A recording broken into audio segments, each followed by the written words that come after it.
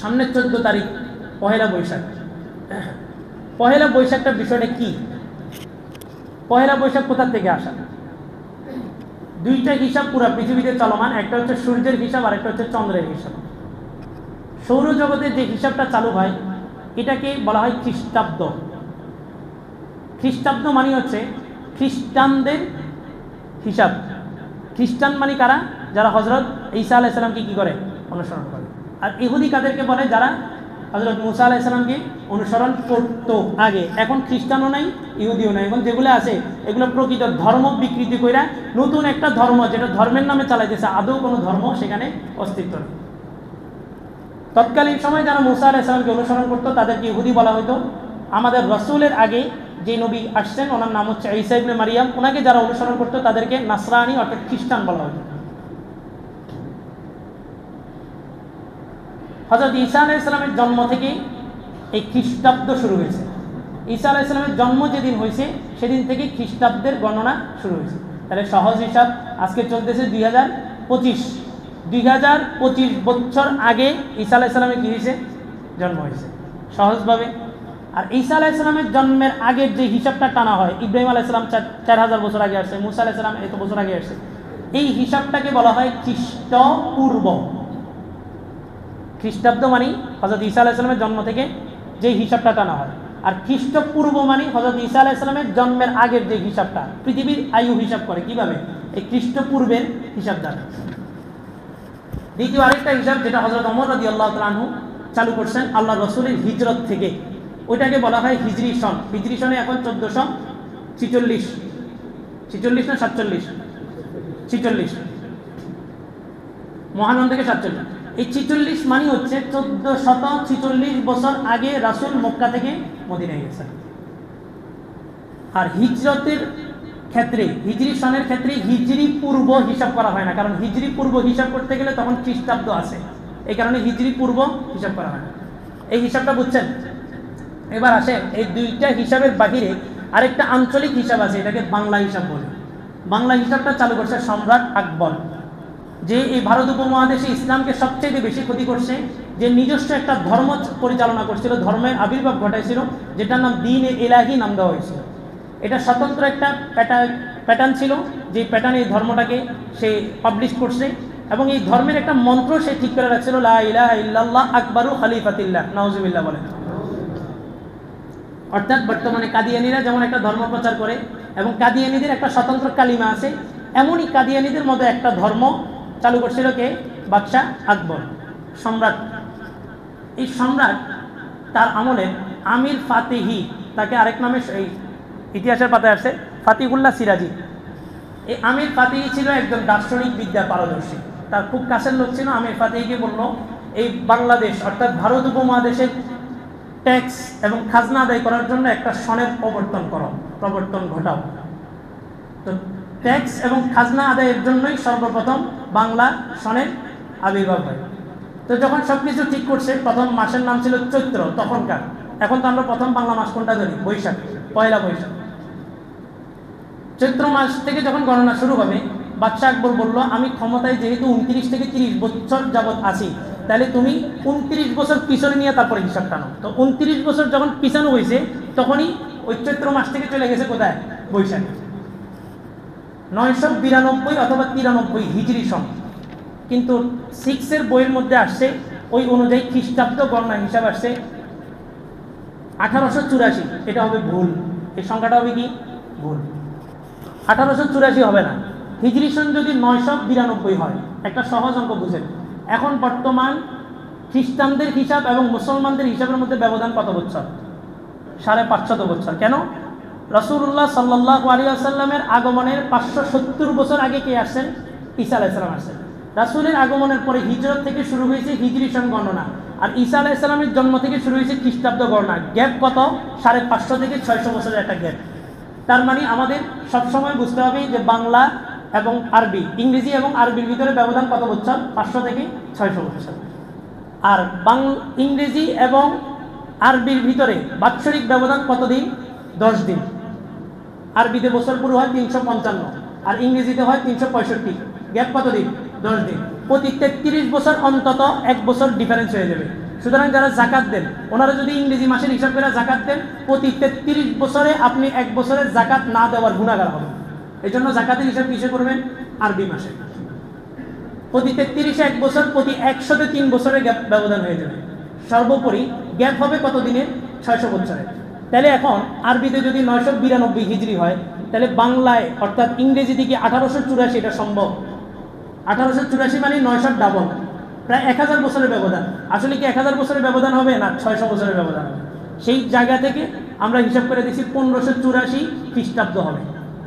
বইতে যেটা আসছে ইতিহাসের পাতায় ওই সংখ্যাটা কি আছে? ভুল আছে। ফাতিহুল্লাহ সিরাজিকে দায়িত্ব দেওয়া হলো, সে এটার প্রবর্তন ঘটাইল। 1917 প্রথম বিশ্বযুদ্ধের পরবর্তীতে এই বাংলা সনের পহেলা বৈশাখ যেটা, এটাকে পালন করা হইতো ব্রিটিশদের কল্যাণে। ব্রিটিশরা যেন প্রথম বিশ্বযুদ্ধে জয়লাভ করে তাদের জন্য আর্চনা করা হতো। হিন্দুরা এই পহেলা বৈশাখে কি করতো? ওই ব্রিটিশদের জন্য কি করতো? আর্চনা করতো, প্রার্থনা করতো। তাদের হাতের মধ্যে একটা দাগা বাঁধত। ব্রিটিশরা এই ভারত উপমহাদেশের বন্ধু না শত্রু? সবাই বলেন বন্ধু না শত্রু? মুসলমানদের জন্য বন্ধু না শত্রু? আমরা জুলাই বিপ্লবের পরপরই বলছিলাম, মনে রাখবেন যেই লোকটা ইসলামের শত্রু ওই লোকটা আপনার দেশের শত্রু। এনজিওর ব্যাপারে আমাদের ওলামাকে বহু হাত থেকে বলে আসে, আপনাদের চোখ খুলছে মাত্র, রাষ্ট্রীয় পর্যায়ে চোখ খুলছে মাত্র। তাও কখন? যখন এই একটা ব্লকের চাপ দিয়ে পুরো পার্বত্য অঞ্চলটাকে আলাদা করার ষড়যন্ত্র চলতেছে, তখনই রাষ্ট্রের চোখ খুলছে। রাষ্ট্র এটা সমাধানের জন্য কার্যকরী একটা পদক্ষেপ নিয়েছে, সেটা হচ্ছে রোহিঙ্গাদেরকে তাদের আবাসস্থলে ফিরে যাওয়ার একটা আশ্বস্ত করছে। এটা হচ্ছে কার্যকরী পদক্ষেপ। না হয় কি হইতো, এই পার্বত্য অঞ্চলটা রোহিঙ্গাদের মাধ্যমে কি হয়ে যেত, বাংলাদেশ থেকে আলাদা করে ফেলতে হবে। কারণ রোহিঙ্গার একটা জনশক্তি পরিণত হয়েছে। এই রোহিঙ্গাদের মতোই ইসরায়েলের ঘটনা, ফিলিস্তিনে আসে ভাড়াটিয়া হিসাবে, এখন ফিলিস্তিনি কি করে ফেলছে? দখল করে ফেলছে। তৎকালীন সময় 1917 1817 মানে প্রথম বিশ্বযুদ্ধের সময় এটা পালন করা হতো কিসের জন্য? ব্রিটিশদের জন্য, ব্রিটিশদের যেন সফলতা আসে। তো ব্রিটিশরা কি আমাদের শত্রু না বন্ধু? শত্রু। তাহলে এই পয়লা বৈশাখ তাদের জন্য কি করা হতো? প্রার্থনা করা। এর পরবর্তীতে 1989 খ্রিস্টাব্দে মঙ্গল শোভাযাত্রা এটার মধ্যে অ্যাড করা হয়। এটাকে আরেকটু পাবলিশ করার জন্য, পাবলিককে দেওয়ার জন্য এবং নর্মালাইজেশন করার জন্য, মানে বিষয়টাকে স্বাভাবিক করার জন্য এটাতে কি করা হয়? মঙ্গল শোভাযাত্রা অ্যাড করা হয়। হিন্দুদের কিছু কিতাব আছে যেগুলো ওদের তাদের পরিবর্তনশীল। এই ভারতের পুরাণ এবং বেদ, এটার মধ্যে বাঙালিকে তারা বলছে তারা দস্যু। বাঙালি জাতিকে তারা কি বলছে? দস্যু। একটা কনসেপ্ট সবসময় মনে রাখবেন, বাঙালি জাতি আর মুসলিম দুইটা কিন্তু ভিন্ন জিনিস। বাঙালি এবং মুসলিম দুইটা কি ভিন্ন জিনিস। যে বাঙালি সে মুসলিম হইতেও পারে, নাও হইতে পারে, কিন্তু যে প্রকৃত মুসলিম সে কোনোদিন বাঙালি পরিচয় দিবে না। কথাটা আপনাদের কাছে অনেক মনে হইতে পারে যে এত শক্ত কথা বাংলাদেশে দেখে না। বাঙালি বলতে বাংলা, পশ্চিম বাংলার কথা বলতেছে। ওখানে যে আপনি পরিচয় দেন, আপনি মুসলমান হয়ে বাঙালি লেখেন, দেখবেন হিন্দুরা পর্যন্ত আপনাকে ঘৃণা করবে। তুমি মুসলমান হয়ে বাঙালি লেখো কিভাবে? শরৎচন্দ্রের শ্রীকান্ত একটা উপন্যাস আছে, শরৎচন্দ্রের শ্রীকান্ত, এটা উপন্যাসের নাম। ওই উপন্যাসটার পুরা প্যারাগ্রাফ যেগুলো সবগুলোই সাজানো হয়েছে বাঙালি এবং মুসলিম দুইটাকে ডিভাইডেড করে। সবসময় মনে রাখবেন আমাদের প্রথম পরিচয় কি? আমাদের প্রথম পরিচয় কি? জাতিগত পরিচয় আমরা বাংলাদেশি, জাতি পরিচয় হিসেবে আমরা কি? বাঙালি। কিন্তু আমাদের প্রত্যেকের প্রথম পরিচয় কি? মুসলিম। যখন মুসলিম এবং বাঙালি দুইটা যখন সাংঘর্ষিক হবে, তখন আপনি কোনটা গ্রহণ করবেন? মুসলিম। এই সহজ বিষয়। পশ্চিমা থেকে তারা এই পহেলা বৈশাখের সূর্য স্নান ধার করছে। রবীন্দ্রনাথ ঠাকুর মুসলিম কবি ছিল না? এই ঠাকুরের একটা কবিতা আছে, সূর্য স্নানে শুচি হোক ধারা, সূর্য স্নানে শুচি হোক ধারা, অথবা অগ্নি স্নানে শুচি হোক ধারা, একটা কবিতা আছে। এটা আমাদের মুসলমানরাও বলে, পাঠ্যপুস্তকে আছে। আর পাঠ্যপুস্তকে তো আমাদের মানুষ এটাকে কোরআন হাদিস মনে করে, পাঠ্যপুস্তকে আছে। এই জন্য আমাদের পুরা জাতিটাকে এই ডিভাইডেড রোল বাস্তবায়ন করছে শুধুমাত্র পাঠ্যপুস্তক দিয়া। একটা পুরা পঙ্গু একটা জাতি তৈরি করতেছে পাঠ্যপুস্তক দিয়া। আর আমরা সবাই বিভিন্ন আন্দোলনে আছি। তারা চুপে, ব্র্যাক, এনজিও যতগুলো আছে, চুপে সারে তারা আমাদের এই কারিকুলামগুলো হাতে নিয়ে নিচ্ছে। এখন কারিকুলাম কাদের হাতে? তাদের হাতে। আপনি আর আমি আন্দোলন করতেছি, সকালে একটা নিয়ে, বিকালে আরেকটা নিয়ে, সকালে আসিয়াকে নিয়ে, বিকালে ফিলিস্তিন নিয়ে, এক একজন এক এক আন্দোলন, সকাল বিকাল আন্দোলনের প্যাটার্ন পরিবর্তন হয়েছে। কিন্তু চুপে চাপে তাদের কোনো আন্দোলন নাই, তারা কিন্তু চুপে চাপে তাদের কাজগুলো করে গেছে। সমাজের এমন একটা পর্যায়ে এনজিও চলে গেছে, রাষ্ট্র যদি এখন এনজিওকে নিষিদ্ধ ঘোষণা করে, পুরা রাষ্ট্রের অর্থনৈতিক অবস্থান একদিনে ধস নেমে যাবে। তো এনজিও কি একদিনে এত দূর গেছে? আপনি ব্র্যাক নিষিদ্ধের জন্য বাংলাদেশে আন্দোলন করতেছেন, আপনার আরএফএল এর জন্য, আরএফএল এর বিরুদ্ধে কোম্পানি বন্ধ করার জন্য আন্দোলন করতেছেন। আরএফএল এর বিকল্প আপনি কি তৈরি করছেন? ব্র্যাকের বিকল্প আমাদের কি তৈরি আছে, এনজিও সংস্থাগুলোর বিকল্প আমাদের কি তৈরি আছে বলেন? মস্তিষ্কের বুদ্ধিবৃত্তিক যুদ্ধ যেটা, এটাতে আমরা কতদূর পিছিয়ে আছি। শুধু বাস ডাক দিয়েছে, সব নাইমা হই হুল্লোর মিছিল শেষ, আবার সবাই যার যার মতো, মুসল্লিরা মসজিদে চলে আসে, ছাত্ররা মাদ্রাসায় চলে গেছে, শেষ। কোনো আন্দোলন এই পর্যন্ত সফল হয়েছে? কোনো একটা আন্দোলন, কোনো একটা মিছিল? আল্লাহ। তো পশ্চিমাদের থেকে সূর্য স্নান ধার করছে রমনা পার্কের রমনার পটমূলে, তারা সকালবেলা একত্রিত হয় পয়লা বৈশাখের দিন। একত্রিত হয়ে কি করে? সূর্য স্নানে তারা সূচি করে নতুন ধারা। রবীন্দ্রনাথ ঠাকুরের কবিতা, এটা আমাদের মুসলমানদের জন্য মানে পয়লা বৈশাখ পালন করেন, পালনে বাধা নেই, তবে অনিসলামিক কোনো কিছু পয়লা বৈশাখে করতে দেওয়া যাবে না। সূর্য স্নান মানে কি? সূর্যের পূজা করে, সূর্যের পূজা করে। আল্লাহ রাসূল বলেন, কুল্লু মাউলুদিন ইউলাদু আলা ফিতরাতিল ইসলাম ফাআবাওয়াহু ইউহাবিদানিহি আও ইনাসরানিহি আও ইমাজ্জিসানি। প্রত্যেকটা বাচ্চাই, নবজাতক শিশু, তার জন্ম লগ্ন থেকে, সূচনা লগ্ন থেকে এই ইসলামের উপরে জন্মগ্রহণ করে। তার মাতা পিতা তাকে হয়তো ইহুদি বানায়, অথবা খ্রিস্টান বানায়, অথবা অগ্নি পূজক বানায়। অগ্নি পূজাটা কি? তারা সূর্যকে বড় মনে করে, এটাকে বড় খোদা মনে করে। ইব্রাহিম আলাইহিস সালাম সর্বপ্রথম ওনার মনের মধ্যে যে জিনিসটা আসছিল,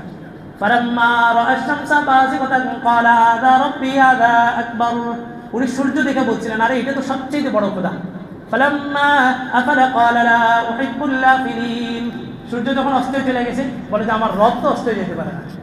তো সূর্যকে তারা খোদা মানে, এই কারণে তারা সূর্য যখন উঠে, সূর্য যখন দ্বিপ্রহরে থাকে, সূর্য যখন ডুবে, এই তিনটা সময় তারা সূর্যের কি করে?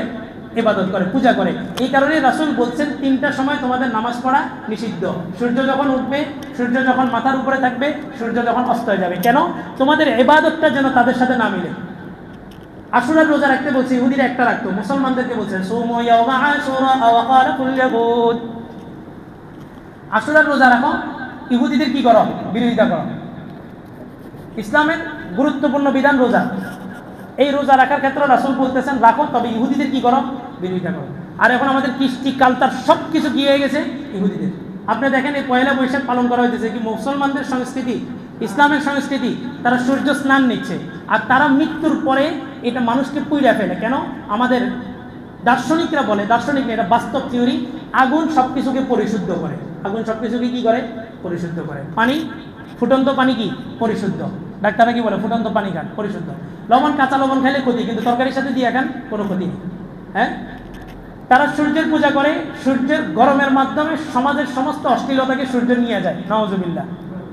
তারা মৃত্যুর পরে তাদের লাশগুলোকে পুড়ে ফেলে। কেন পুড়ে? এই পুড়ার মাধ্যমে লাশের কি হয়ে যায়? সব গুনাহগুলো আল্লাহ তাআলা পাপ মোচন করে দেন। এত সহজ। আগুনের এই পাওয়ার আছে। গুনাহ মাফের ক্ষমতা কার? আল্লাহ। আল্লাহ। আলোচনা হল দিয়ে মানে আগুনের গরমের কারণে যদি আগুনের পূজা করা হয়, ডাক্তারিক একটা থিওরি থেকে ডাক্তাররা বলে, ডাক্তারি সায়েন্সে বলে যে মাছের কাঁটা আছে না, মাছের কাঁটা পৃথিবীর কোনো আগুনের তাপ দিয়ে এটাকে গলানো যায় না। দেখছেন আপনারা মাছের কাঁটাটা, মাছ যদি ভাজি করেন, মাছটা নরম হবে, কাঁটাটা কি হবে? শক্ত হবে। মাছের কাঁটা পৃথিবীর কোনো আগুনের তাপমাত্রা দিয়ে এটাকে কি করানো যায় না? গলানো যায়। আমার এখানে এক মুসল্লি ওই হিন্দুদের বিষয়গুলো নিয়ে কাজ করেন, উনি রমজানে আসছিলেন, তো ওনার সাথে কথাগুলো বলছিলেন। তো এখন যদি মাছের কাঁটাটা আপনার পেটে যায়, তো ডাক্তাররা বলে পেটের মধ্যে আল্লাহ তাআলা এমন কুদরতিভাবে এমন গরম পাওয়ার দিছে, যত কাঁটাই আপনার পেটের মধ্যে যাক ওটাকে কি করবে? গলায় ফেলবে। এই জন্য কাঁটা গলায় আটকালে কেউ কি বের করে না, ভাত দিয়ে আরো গিলে ফেলে। তো গিলার কারণে কি কোনো সময় শুনছেন নারী বুড়ি সব কেটে গেছে? হয় না। এটা আল্লাহ তাআলা কুদরতিভাবে এখানে একটা প্রসেসিং দিয়ে রাখছেন, এটা আপনার কাঁটাটাকে গলায় ফেলবে। এখন সূর্য গরমের কারণে যদি সূর্যের পূজা করতে হয়, তো ওইটা থেকে তো কয়েক লক্ষ গুণ গরম আছে আপনার পেটের ভিতরে, ওটা তো কি করা দরকার? আল্লাহ। এই সূর্য স্নানের বিবেক খাটান, মানে জ্ঞান থাকার পরে যে জ্ঞানকে লুকায়, মস্তিষ্ক দিয়ে কাজ জানার পরেও যে কাজটাকে গোপন করে, তাকে বলা হয় জ্ঞান পাপী। আশ্চর্য হই যখন ঢাকা বিশ্ববিদ্যালয়ের ছাত্ররা, যারা আমাদের পরবর্তী কর্ণধর, এরা পর্যন্ত এই সমস্ত স্লোগানগুলো দেয়, তখন আশ্চর্য লাগে। আরে এটা তো বিবেকেও তো বোঝার কথা। সূর্যকে আবার পূজা করে কিভাবে? সূর্য যতটা গরম, তার চাইতে কয়েক লক্ষ গুণ গরম কি জাহান্নামের আগুন হবে না? আপনি ওই জাহান্নামের আগুনকে ভয় করেন? আচ্ছা, এখন মনে করেন পয়লা বৈশাখে সবাই মিলে এমন একটা প্যাটার্ন চালু করলো যেটা রাজনৈতিক সমস্ত দলগুলোর বিরুদ্ধে যায়। আমার কথাটা ভালো করে বুঝেন। এমন একটা পন্থা, এমন একটা পলিসি চালু করলো, সামনে আসতেছি কেন, এমন একটা পলিসি, এমন একটা স্লোগান চালু করলো যেটা রাজনৈতিক বর্তমান সমস্ত দলের বিরুদ্ধে যায়। আপনি বলেন সর্বদলীয় রাজনৈতিক দলগুলো কি বসে থাকার কোনো সুযোগ আছে? তারা কি বসে থাকবে? তারা মাটি কামড় দিয়ে নামবে, এবং যেই হোক, যেই দলের লোক হোক, এই স্লোগান অথবা এই প্যাটার্ন যারা আবিষ্কার করবে তাদেরকে কি করবে? ধরাশায়ী করবে। এবার আসেন, উপদেষ্টাদের মধ্যে একজন আছে ফারুকী, নাট্যকার। এই সমাজ ব্যবস্থা ধ্বংসের মূল কারণ হচ্ছে এরা। এই উপদেষ্টা নয়, ওটা হচ্ছে উপদুষ্ট। এই ফারুকী সে এবার এই পহেলা বৈশাখের জন্য একটা রিট জারি করছে সরাসরি আপনার হাইকোর্টে। সেটা কি? এই পহেলা বৈশাখের মধ্যে একটা মূর্তি নামানো হবে, যে মূর্তিটা হবে শহীদ আবু সাঈদের। নাউজুবিল্লাহ। আবু সাঈদের মূর্তি বানানো হইলে তার কবরে কি গুনাহ হবে না নেকি হবে? শাস্তি হবে না আদর হবে? আবু সাঈদ কি জান দিয়ে আপনাদেরকে স্বাধীনতা এনে দিয়েছে তার কবরে শাস্তি দেওয়ার জন্য? সবচাইতে বড় কথা, আমার মূর্তি বানাবে কি বানাবে না এটার অনুমোদন কার থেকে নিতে হবে? আমার থেকে নিতে হবে। আমার থেকে না হলে, আমি যদি না থাকি, আমার পরিবার থেকে নিতে হবে। আবু সাঈদের পরিবার স্টেটমেন্ট দিয়েছে জুলাই বিপ্লবের পরে যে আবু সাঈদের কোথাও কোনো মূর্তি, কোনো ভাস্কর্য তৈরি করা হবে না। তাহলে সেখানে এই উপদুষ্ট এই পয়লা বৈশাখে মঙ্গল শোভাযাত্রাকে মানুষের ভিতরে নর্মালাইজেশন করার জন্য এবং পাবলিশ করার জন্য, মানুষকে ব্ল্যাকমেল করার জন্য ধর্মীয়ভাবে সে কি করছে? কত বড় দুষ্ট সে! শহীদ আবু সাঈদের, যেখানে সবাই আমরা দুর্বল, তাদের শাহাদাতের উপরেই আজকে আমরা বিজয় উদযাপন করতেছি, তাদের মধ্যে আমরা দুর্বল, তার একটা ভাস্কর্য বানায় মঙ্গল শোভাযাত্রা চালু করবে। তো রাজনৈতিক দলগুলোর বিপক্ষে যদি কোনো অবস্থান যদি পয়লা বৈশাখ থেকে হইতো, তারা যদি ঘরে না বসে থাকতে পারে, তো রাজনৈতিক জায়গা বাদ দিলাম, এই পয়লা বৈশাখের যে কর্মকাণ্ডগুলা, এগুলা কি ইসলামের পক্ষে না ইসলাম বিরোধী? আমরা কি মুসলমান না মুনাফিক? তাহলে আমাদের ঘরে বসে থাকার কোনো অপশন আছে? সবাই সবার জায়গা থেকে আওয়াজটা সোচ্চার হতে হবে। যে পালন হবে, উদযাপন করা হবে, তবে এমন কোনো কাজ করা হবে না যেটা আমার ইসলাম বিরোধী। রাজনৈতিক দলগুলো বলবে পালন করা কোনো সমস্যা নাই, এমন কোনো কাজ করা যাবে না যেটা আমার দলের বিরোধী। তা আমি মুসলমান হয়ে আমি এই কথা বলতে আমি ভয় কিসে? প্রত্যেকেই সবার জায়গা থেকে সোচ্চার থাকতে হবে। পয়লা বৈশাখ, এটার ইতিহাস তো শুনছেন, কোথা থেকে আসছে কতটুকু? আর ইতিহাস তো লেখা গেলেই পাবলিশ হয়ে যায়, যে কেউ লেখলে এটা নিয়ে আনে। আর স্কুল কলেজগুলোতে, মনে কষ্ট নিয়ে নেই, স্কুল কলেজ আলিয়াগুলোতে ওই সমস্ত ইতিহাসগুলোকে প্রাধান্য দেওয়া হয় যেগুলো মুসলমানরা লেখে নেই। আর মুসলমানদের সবচেয়ে বড় ইতিহাস এখনো পর্যন্ত বলে, মুসলমানরা যখনই ইতিহাস রচনা করছে তখন সত্যটাকেই তুলে ধরছে, কখনো মিথ্যার আশ্রয় নেয়। আল্লাহ।